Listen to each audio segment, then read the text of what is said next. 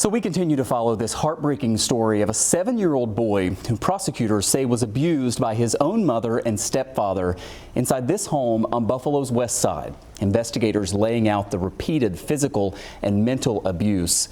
The case management administrator at Child and Family Services, Roemello White, joins us live here as we try to learn more about this case and the community reaction to it. Really appreciate you coming in. What is Child and Family Services' role in helping the community and in helping families and in helping victims and survivors in the context of something like this? So we at Child and Family Services, we have a lot of different services that kind of meet the families where they are.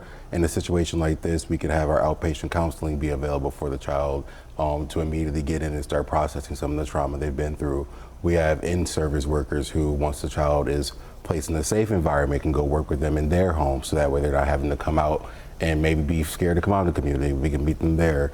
We also have residential services if the child, because of the trauma they went through, is experiencing some higher needs. We also have services where they can come to one of our programs for a limited time, get services in-house, and then be discharged to another safe environment. So many people have sort of reacted to this because the details are just so horrific. Right. Sadly, you deal with these things all too often, right? And that's not something just a Western New York thing. I mean, sadly, it's all over the country, but it's important that people know that, right? Right. When it comes to child abuse, it's very interesting just how unnoticed it can go. Mm-hmm. The warning signs are often overlooked. Schools are a big help because they're a giant safety net to catch some of those things. When children are withdrawn or having uncharacteristic behavior outbursts, maybe come to school disheveled. It's not always necessarily the marks and bruises, but some of the things you can't see. Maybe they're not dressed appropriate for the weather. And this is something that is just not a problem here in Western New York, but like you said, across the state. Yeah.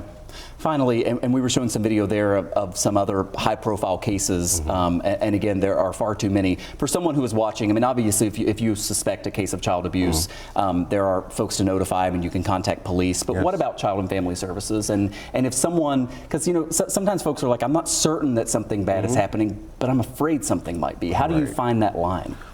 You err on the side of caution. Mm-hmm. You don't. If you do think there's something going on, you make a report. The worst that could happen is a CPS investigator will go to that family, interview the family, meet with the family, and determine that there's no harm being done here. But it's better to be safe than sorry, because in situations like this, if you don't report and you happen to be wrong and there is something going on, we have tragic stories like this where a 7-year-old is being almost tortured in his own home. We appreciate the work that you do and all of your colleagues. Roemello White with the Child and Family Services. Thank you. Sad situation. Thank you so much for helping us understand. Thank you.